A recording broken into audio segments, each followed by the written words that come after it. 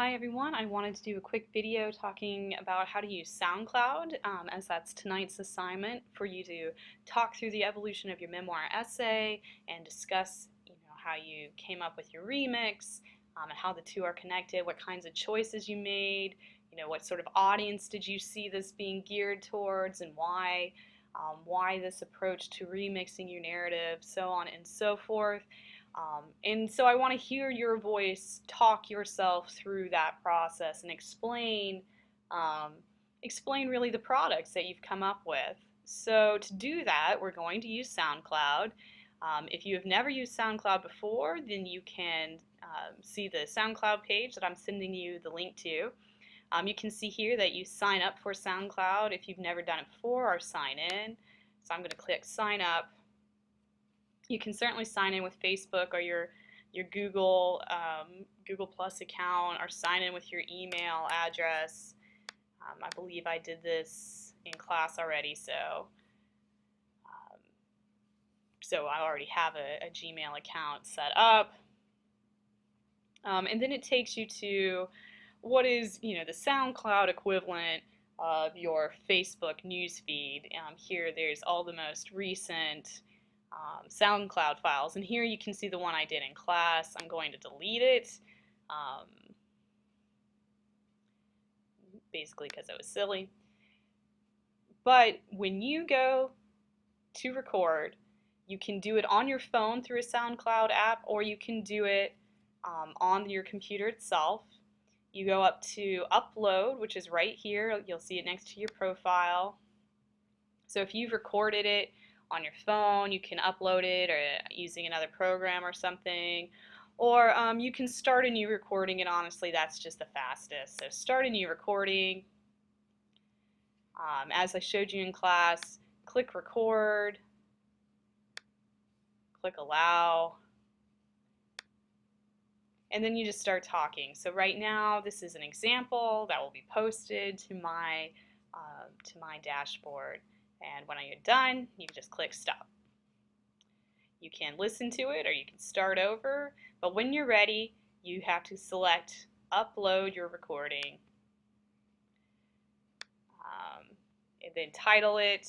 So for you guys, memoir discussion, name it whatever you like that indicates what it is.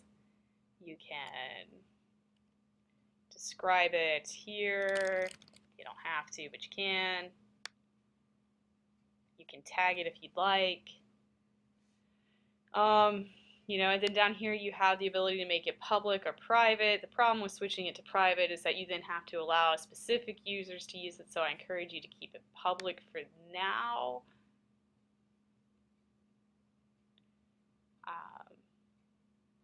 And down here, since this account isn't hitched to Facebook or Twitter or Tumblr yet, fortunately it won't show up on any of those. If you wanted your SoundCloud to show up on those, you can do that. I typically don't if I can help it. And then down here at the bottom, you click save. And now it'll take you to the file. And again, I'll just play it so you can see what it looks like.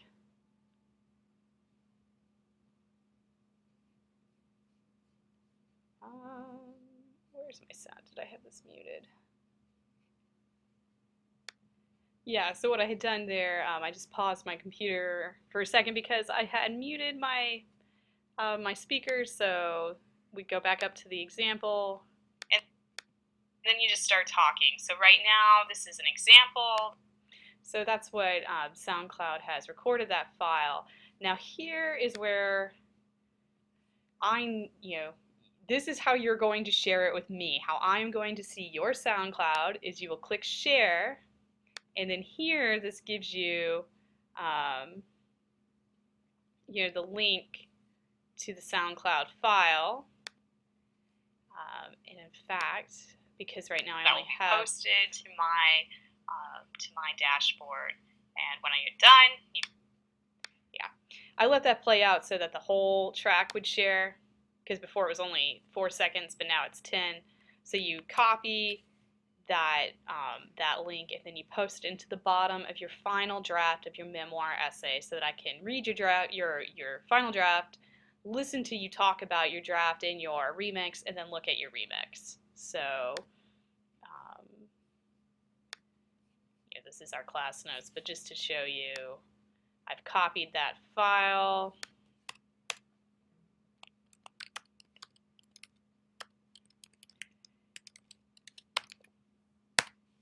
And so now there's a link, or if you're like me and you're a little neurotic and you just would like it to look cleaner than that, you can go to the top, insert link, paste the link there, and now instead of seeing the link, you see this hyperlinked text, but you can do it either way. So long as I can click on it at the bottom of your draft and go to your discussion.